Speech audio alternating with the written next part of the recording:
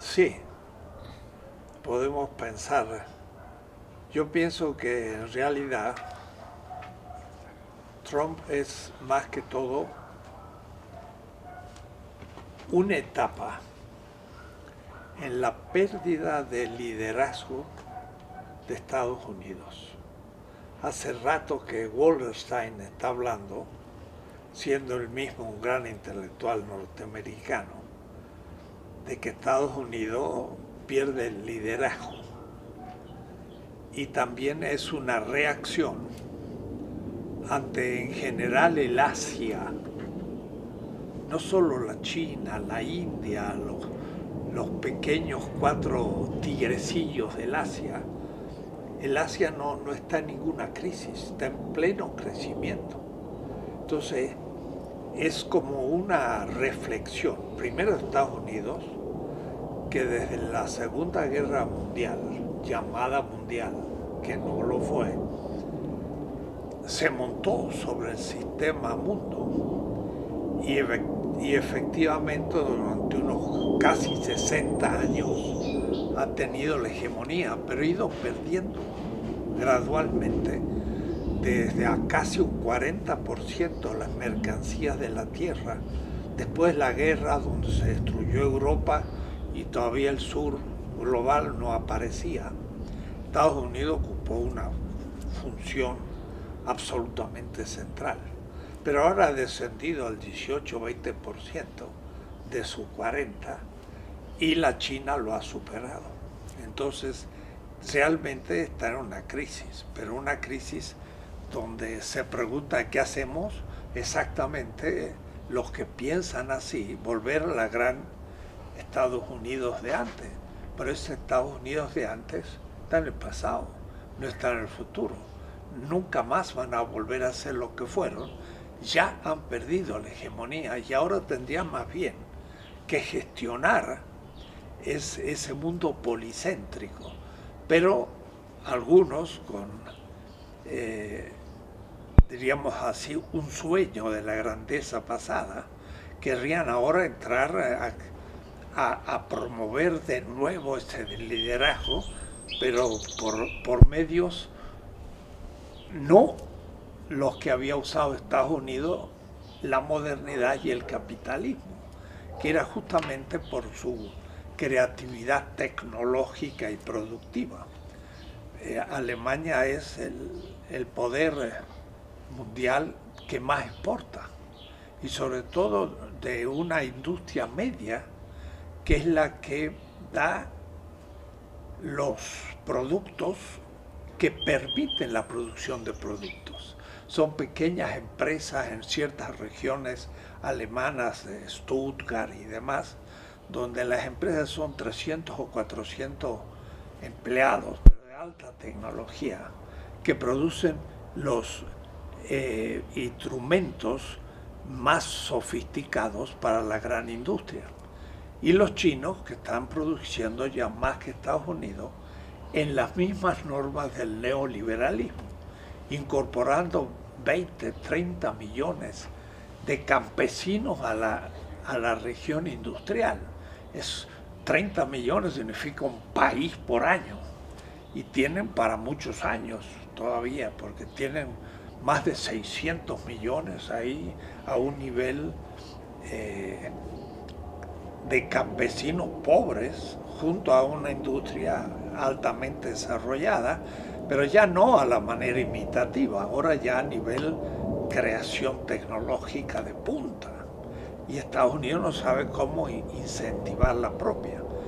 Los mismos europeos saben que ya tienen una posición secundaria, hasta ahora apoyados en Estados Unidos, pero les está fallando ahora el sustento, porque esta visión nacionalista contradictoria, porque por una parte quiere crear más trabajo interno, pero es demasiado caro, y en la proyecto neoliberal los productos van a tener más precio y no se van a vender, quiere decir que todavía va a disminuir la fuerza de trabajo porque Estados Unidos no va a poder competir.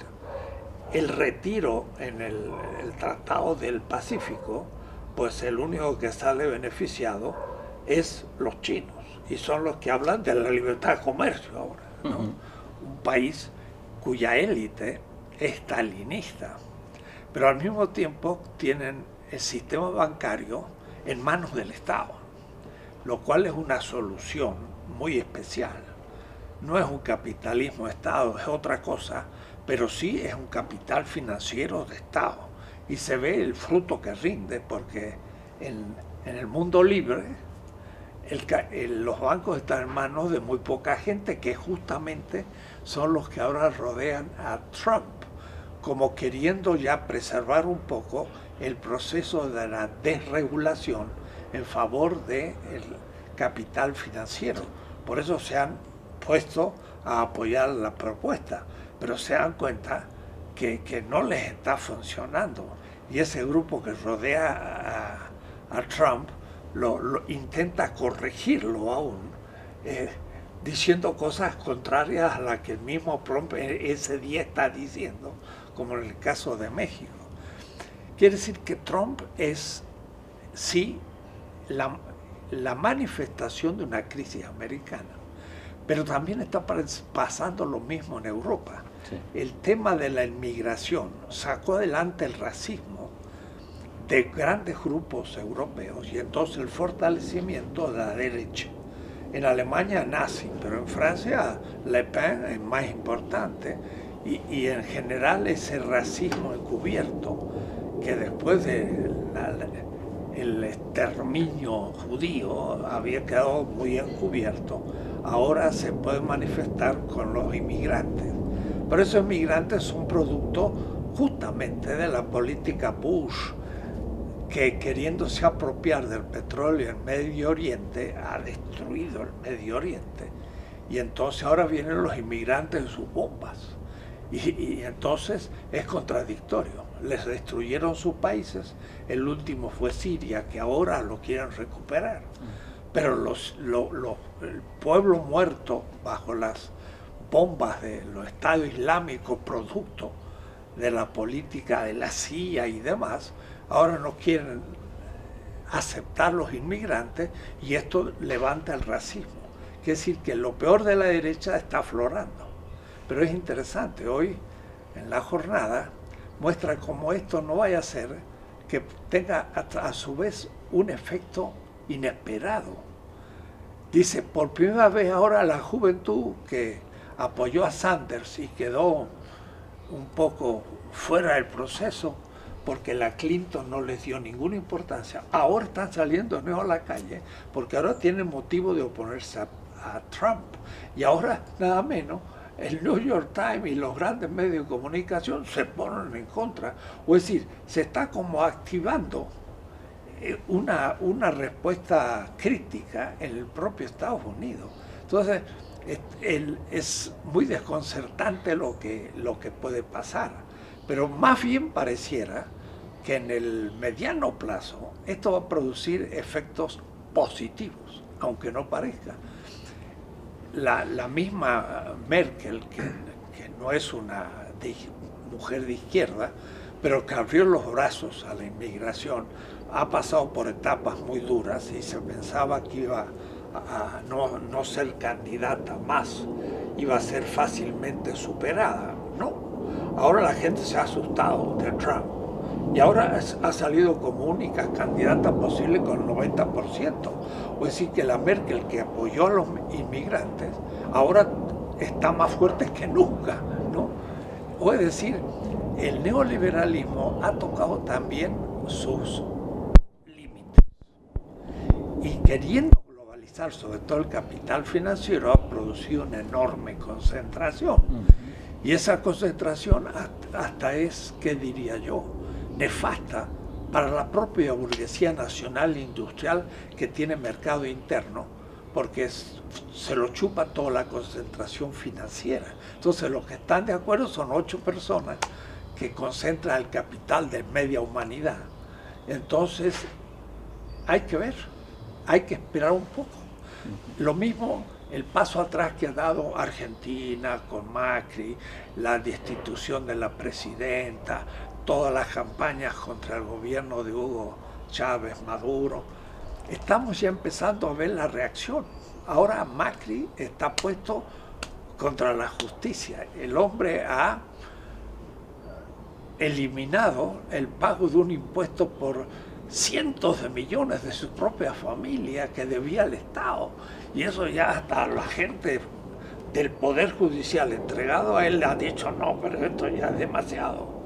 Y entonces a una gran líder popular en Jujuy, que es un indígena de un movimiento extraordinario que la tienen presa, hasta la han intentado ahora acusarla de suicidio, pero ya no saben qué hacer para atacar a los enemigos de Macri, para tapar lo que le está pasando. Y entonces está produciendo una reacción. Yo veo que la cosa va en buen camino, porque esto está mostrando la peligrosidad del neoliberalismo, de esta concentración capitalista, y entonces ya no son palabras críticas, sino que la gente empieza a vivir algo que lo atribuyó por la propaganda de los medios y de la derecha a, por ejemplo, Obama, o a otra gente que tenía alguna sensibilidad. Ahora, cuando pasa el gobierno, la gente que decía voy a hacer la solución, ahora sí que es el desastre completo. Entonces, yo diría, es una crisis de la hegemonía norteamericana y al mismo tiempo un aproximarse a la derrota también del neoliberalismo, porque de las primeras cosas que hizo Trump también fue seguir con la desregulación del capital financiero. Ya y entonces aún el capital industrial productivo se ve muy acosado por el capital financiero. ¿Qué decir en un país como México, que la burguesía nacional, si existe, porque ya se la fue tragando por el Tratado de Libre Comercio, el capital norteamericano, empieza a decir esto ya no se puede, ya aquí no se puede invertir, hay que ver alguna solución. Entonces de pronto el voto de castigo va a ser posible cosas que nunca habían podido imaginarse en el propio México.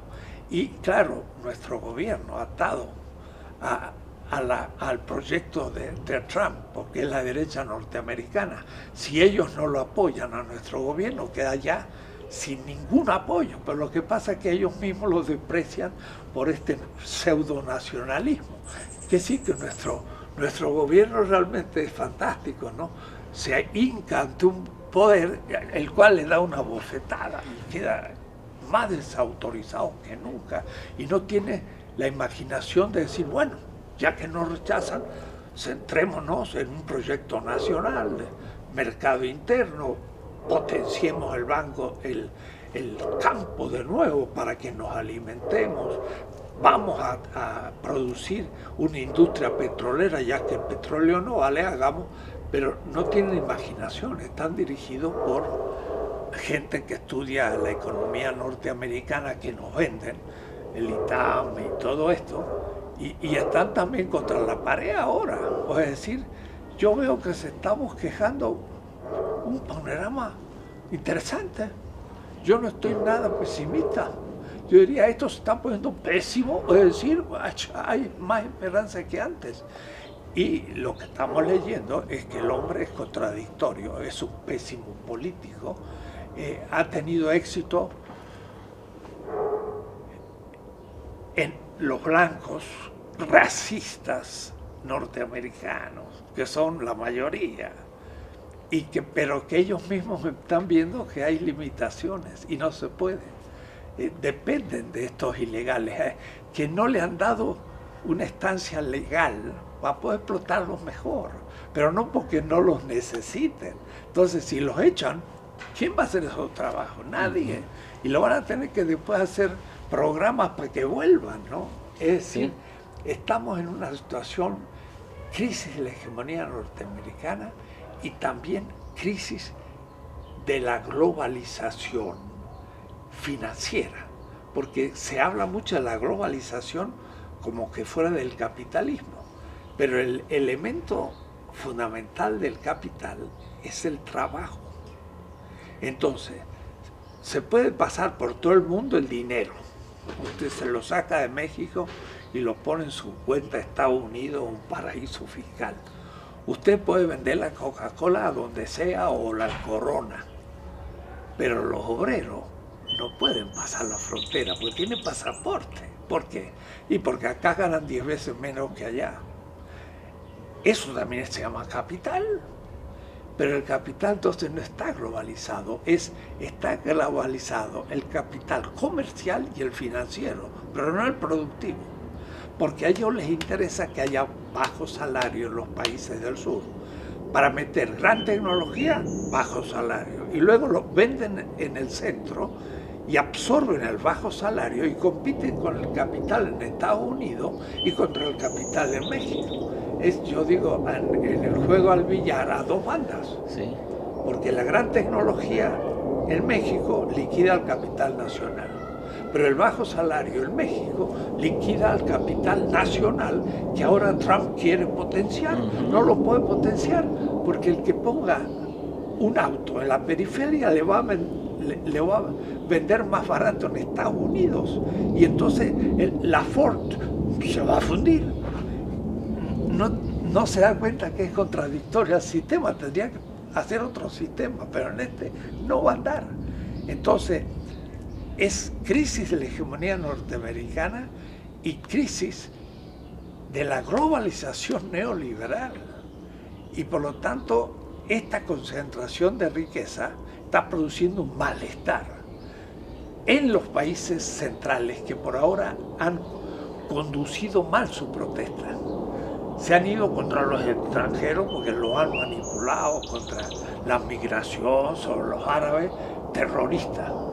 Ahora ya, mire qué interesante, se hablaba de la islamofobia. Sí.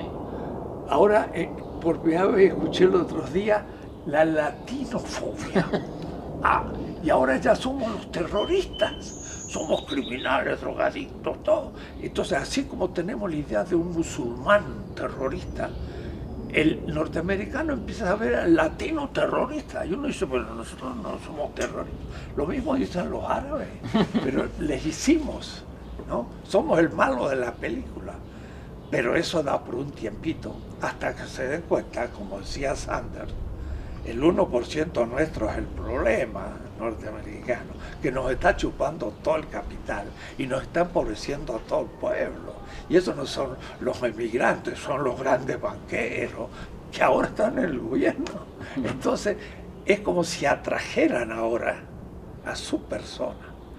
Y cuando realmente digan, ustedes son los culpables, ya no van a saber a quién echar la culpa. Las cosas van interesantes. Sí, pues eso que planteó hoy explica un poco esta aparente contradicción que hay entre un esquema, se habla de neoproteccionismo, ¿no? Que se está atentando contra el libre comercio. Hay quien dice que el libre comercio nunca ha existido, porque por lo que usted está diciendo, ¿no? Por supuesto que ha sido monopólico, pero era un manejo de la libertad del capital financiero y mercantil, pero no el industrial. Sí. Entonces empieza a descubrirse el fondo del sistema y entonces es más difícil elaborar esa ideología neoliberal que conquistó un poco ciertas élites, sobre todo no en Estados Unidos y Europa, sino también en la periferia. Nuestra gente del ITAM enseña economía neoliberal. Esos son los enemigos internos que tenemos, que no son capaces de pensar un proyecto de autonomía nacional ante Estados Unidos. Si no es integrándonos a Estados Unidos, no tenemos más destino. Y como no nos aceptan, ya lo dije, se quedan de pronto sin saber qué hacer. Y que no saben qué hacer, porque la teoría no les da. Hay que usar otra teoría, pero no la tienen. Sí, un segundo. Sí se lo voy a poner porque está el ruido de los aviones. Mira, esto casi siempre ustedes la hacen así. Sí, gracias. Mientras se lo pone... Por acá es el camino al aeropuerto, hasta hasta hay sombra a veces. ¡Pum! Pasa un avión y hace una sombra. Sí, mejor para que... Sí. Mientras le pregunto... Se lo... A ver, se lo pongo. Ponme la camisa. Ahí está. Las élites no saben qué hacer. Las élites acá en la periferia sabrá qué hacer el pueblo organizado, los movimientos sociales en América Latina específicamente. ¿Tendrá un programa o podrá tenerlo ante esta nueva realidad? ¿O cuál sería lo deseable ante esta realidad? En este escenario tan complicado que también esta derechización del mundo pues nos ha llegado, ¿no?, a Latinoamérica. Esto exige a mediano plazo comenzar a idear estas cosas. Eso es la teoría política, económica, cultural, de género, de raza, que se está elaborando. No hay mucha claridad, porque aún la izquierda es muy moderna, en el sentido eurocéntrica. Entonces, aún la izquierda marxista tampoco tiene soluciones, porque la solución ya no es solo el capitalismo, es una política autoritaria, es un machismo en el género, es un racismo. Ahora se está usando el racismo en contra de los objetivos. Entonces, es una doctrina que estamos elaborando, pero que es mucho más global. Y por eso que decimos, la cuestión no es solo el capitalismo, como pensábamos y seguimos pensando, es la modernidad. La modernidad como proyecto de vida, con el progreso, el consumismo, una cantidad de actitudes que nos la ponemos como ideal. Aún Lula hizo pasar a 25% de pobres a clase media. Y esos votan en contra. ¿Por qué? Porque en el fin el propio Lula dice, vamos a eliminar el hambre, muy bien, pero además vamos a lograr que la gente tenga una casa, que tenga cultura, pero con un ideal moderno. Entonces él mismo propicia un ideal que cuando la gente quiera realizarlo, ya Lula no le sirve, porque Lula debió haber dicho, miren, vamos a tener otra civilización, otra ética, no vamos a simplemente repartirnos los bienes, tenemos que ser solidarios y crear un nuevo sistema, pero más profundo, no solo a nivel económico, el socialismo, no solo, y al político, no solo el liberalismo. Y ahora, pues, al nivel de la vida cotidiana, la igualdad de la mujer y de los otros ejercicios del sexo. Y al nivel de la raza, cuidado, señores, somos racistas. Un indígena y un mestizo tiene la misma dignidad que un blanco, pero eso no estamos nada convencidos, porque desde una secretaria que se presenta, se le pide por buena presencia. ¿Qué buena presencia? Cuando más blanca, mejor. Entonces tenemos que cambiar cosas que no es a corto plazo, es más plazo. Hoy los intelectuales tienen una grave responsabilidad, pero son los primeros coloniales, eurocéntricos, y que estudiaron en Europa. ¿Con qué le gustaría cerrar? La intención es que los estudiantes, los jóvenes, la gente encuentre en esta oportunidad que usted dice. En la entrevista que le hicieron recientemente en La Jornada, usted dijo que había que regresar a cierto cardenismo. Sí, obviamente con estos regímenes que tenemos en Latinoamérica difícilmente se va a regresar a esos esquemas, pero desde los movimientos sociales, desde la sociedad, ¿cuál sería el mensaje aparte del que ya dijo, ¿no? Sí, mira, además de eso, supone un proyecto mucho más complejo. No es vamos a superar el capitalismo, vamos a superar el machismo, los movimientos femeninos, tiene que ser una visión de conjunto, justamente de una civilización. Por eso estamos hablando de la transmodernidad, pero no post, que fue un movimiento europeo moderno. Es más global, más profundo, y por eso que los pueblos originarios, indígenas, en muchos niveles, como el tecnológico, pues no están al nivel de la civilización europea o norteamericana, pero tienen ciertas posturas ante la realidad y ciertas actitudes subjetivas que hay que recuperar, ¿no? Entonces tenemos que subjetivamente empezar también a llenar un vacío que tenemos, porque si no el ideal al fin y al cabo es imitar a Europa y Estados Unidos, y imitarlos supone un suicidio colectivo. Para llevar el ritmo de vida del norteamericano necesitamos 5 planetas Tierra.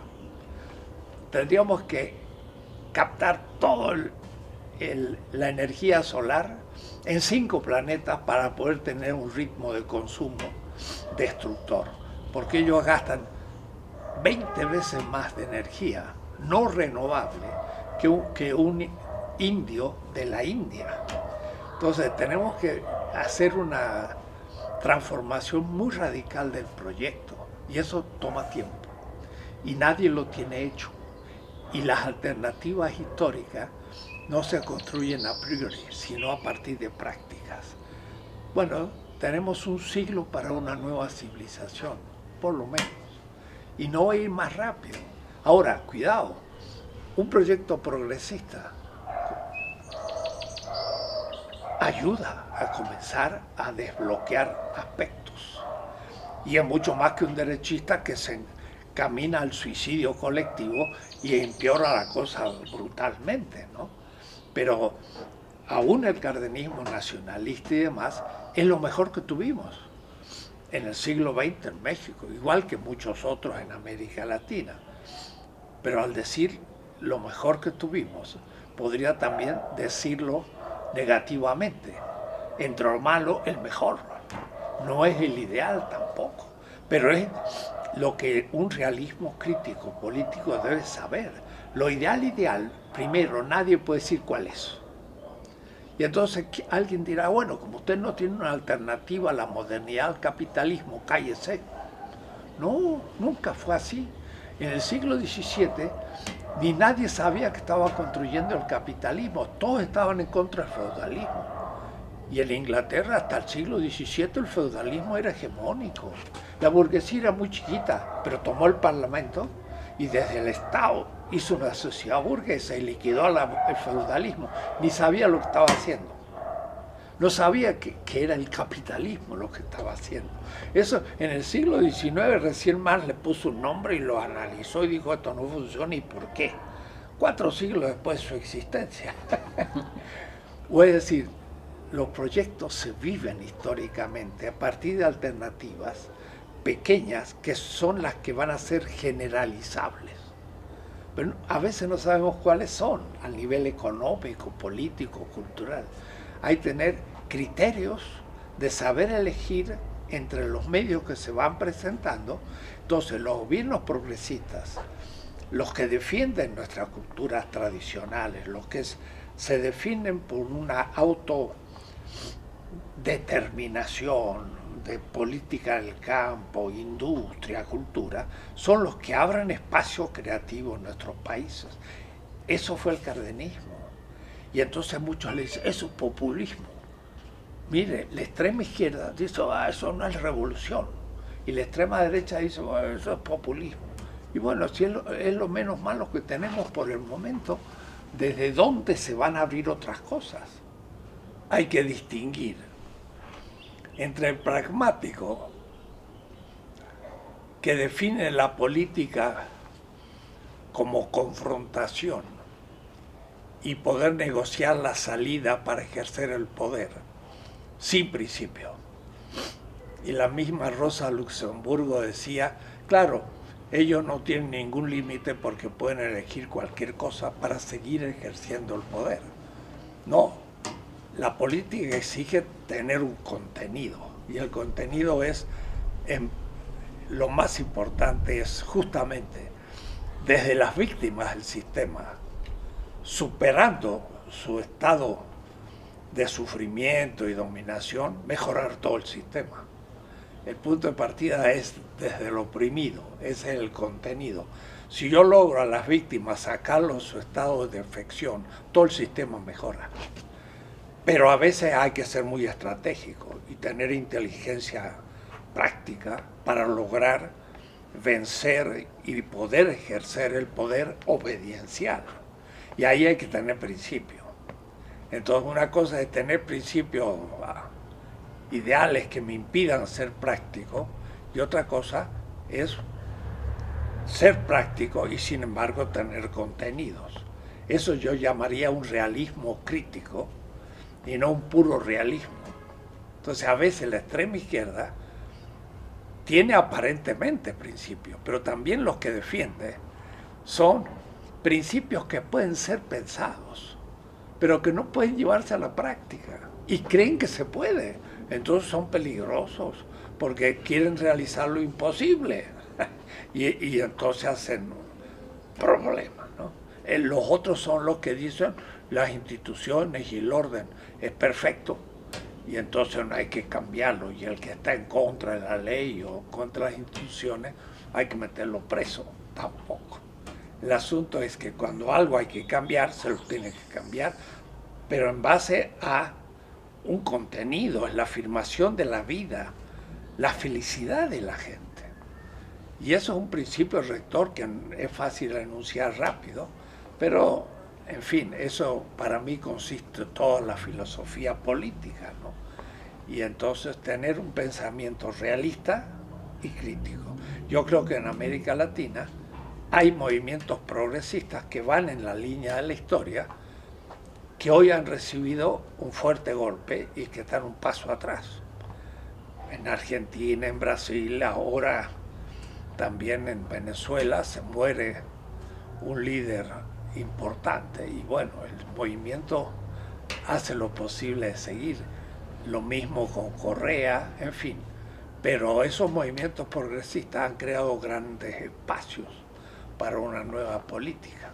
Y aún el paso atrás, en el largo plazo, deben considerarse parte del aprendizaje de un pueblo, que no hay otro que la prueba y el error.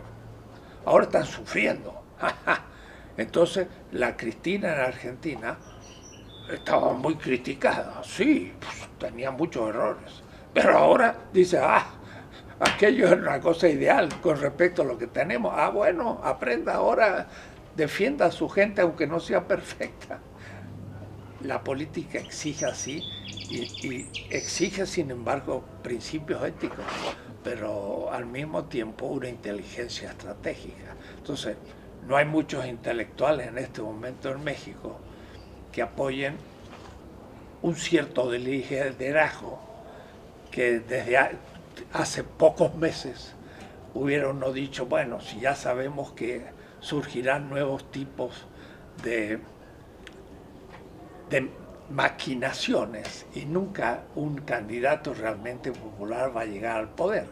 Pero llega un momento hasta que las élites mismas dicen, esto ya ni se puede explotar, porque no funciona, ¿no?